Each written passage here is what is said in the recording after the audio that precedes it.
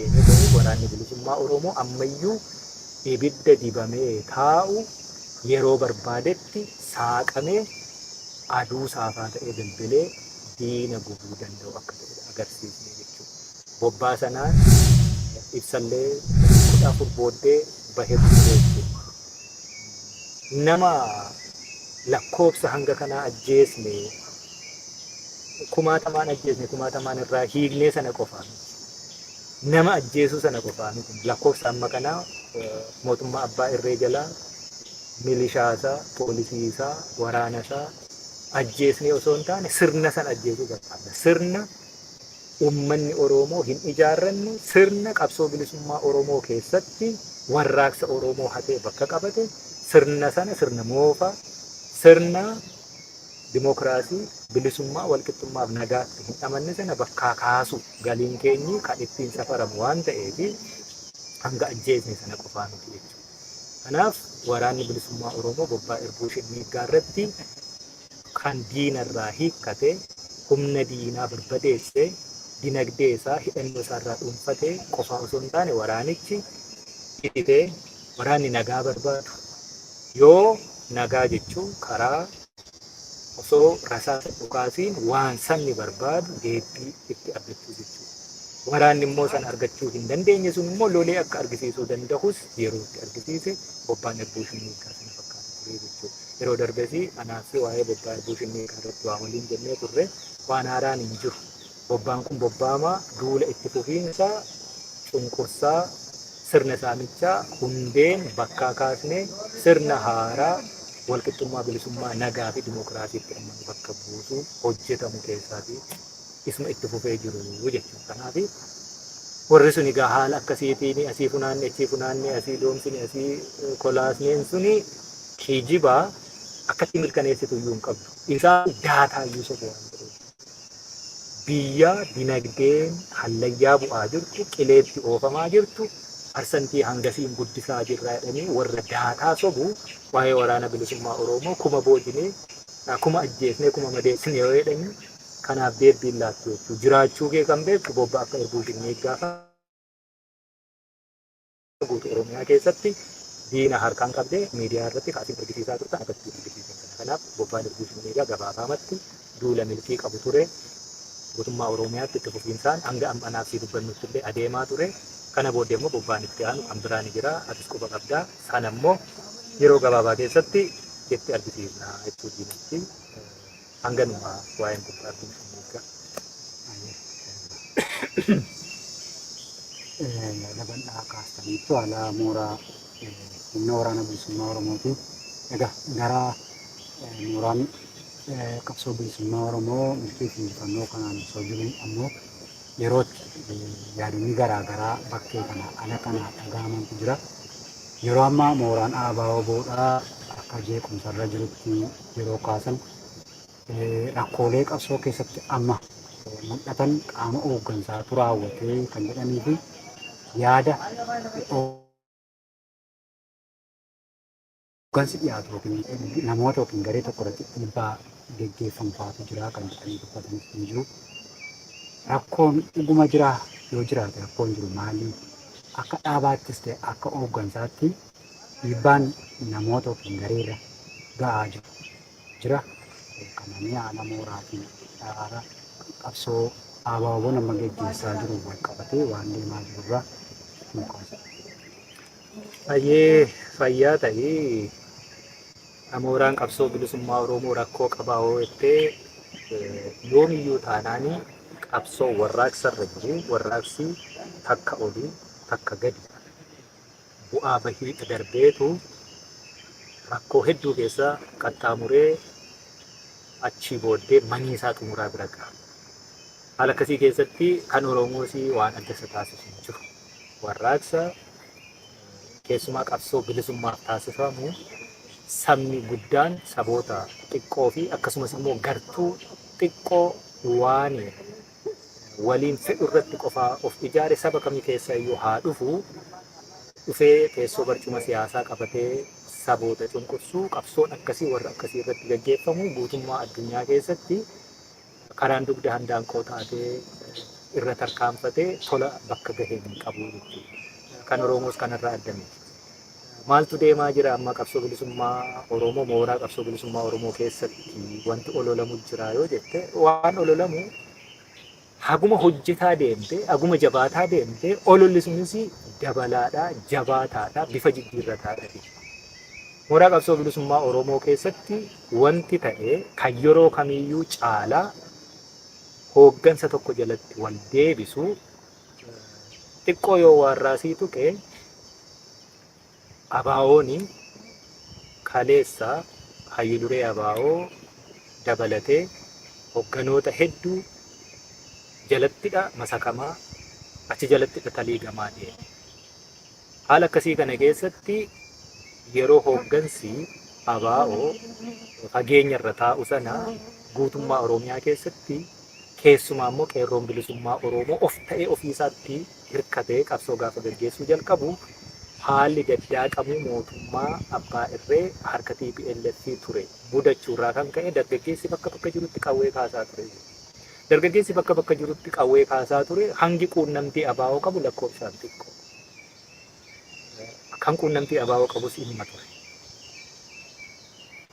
Warri kuni naannoo jiran irratti qabsoon isaanii kallachummaa adda bilisummaa Oromoo jalatti gaggeessaa turanii gidduu isaaniitti quunnamtiin jabaan hin turre. Quunnamtiin jabaan haala hin turretti.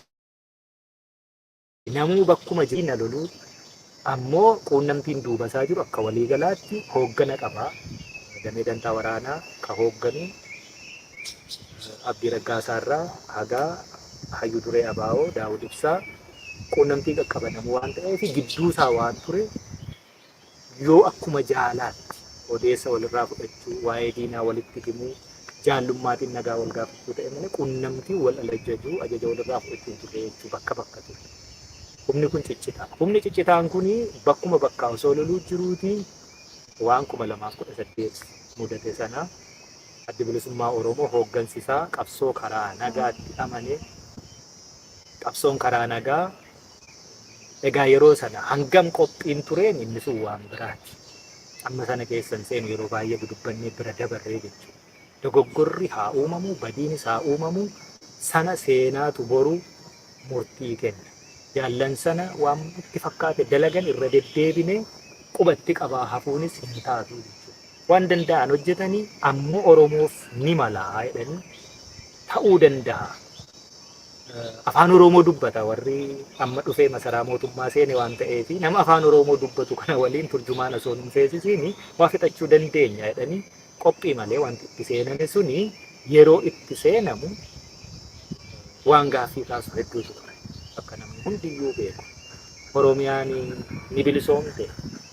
Warra biyya keessa jiru karaa nagaa mormina jechaa turetu qeerroo kana qindeessee jabeessee isaaniin fuudhee gara fuulduraatti fidee ijaarsa isaanii jalatti warra EPRDF TPLF to'atamaa ture bakka kaasee barcuma aangoo siyaasaa qabate isaanii warra akkasiiti jechuun warra akka KFO fa'aa keessa ture Dr. Mararaa fa'aati warri kana harkaa qabu warra akkasiiti yoo ta'e isaan waliin haasa'uun salphata ture.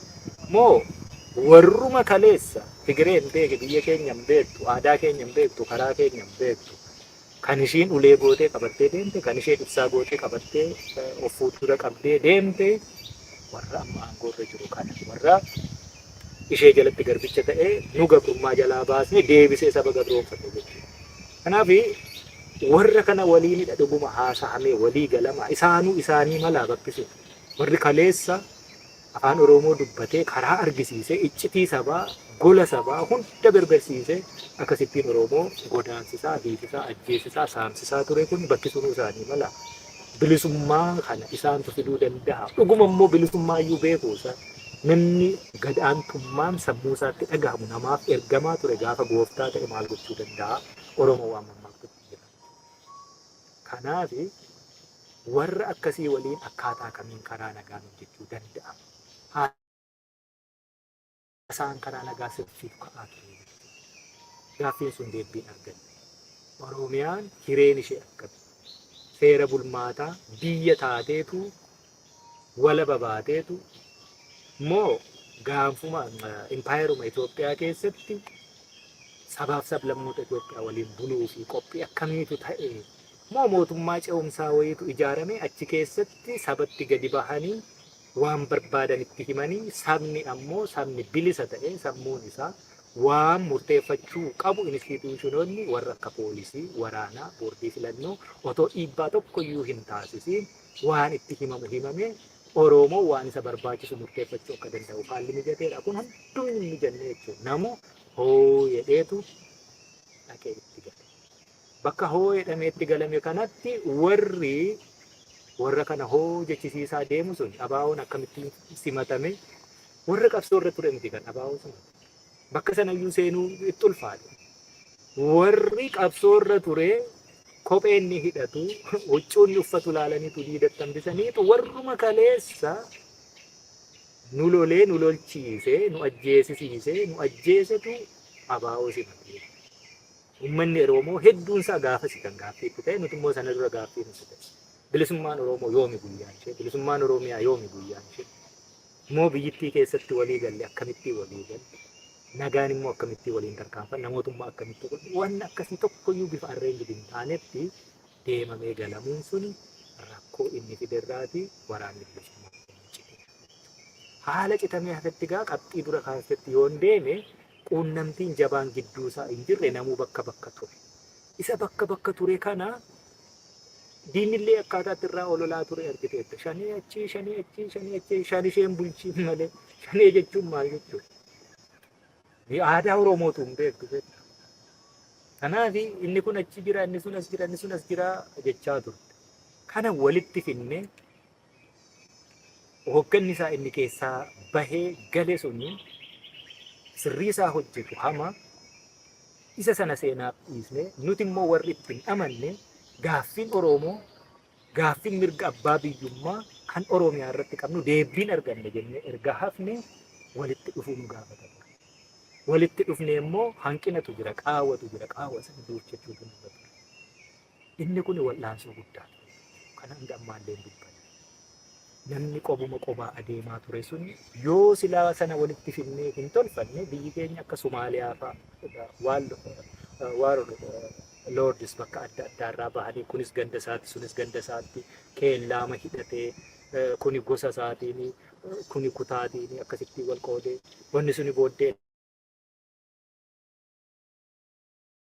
edda kufaatii akkasumas edda Abdallah Salaatii booddee Yemen fa'aatti kan ta'e egaa Sooriyaanii Bashir al-Assadii irrumatti cichee hafee waa hundumaa irreemaan qabatee ukkaamsee irra taa'e malee wanni akkasii kun gaafa mootummaan dadhabaa deemtu keessumaa mootummaan abbaa irree yoo waal tahee tokko ta'ee akka bishaanii bo'oo tokko keessa dhangala'iin ganda himatee gosa himatee sanaa oliyyuu amantii himatee inni kaan immoo eliit giruuppii wayii waan isaaf ta'u waloo fedhii wayii himatee akkaataa kanaan saba qoqqooduu dhalataa jechuudha. Akkasumas hin taaneef jecha eeggannoo guddaatii baay'ee naamusaan wal dandahuu fi walitti fidamuu yeroo fudhate.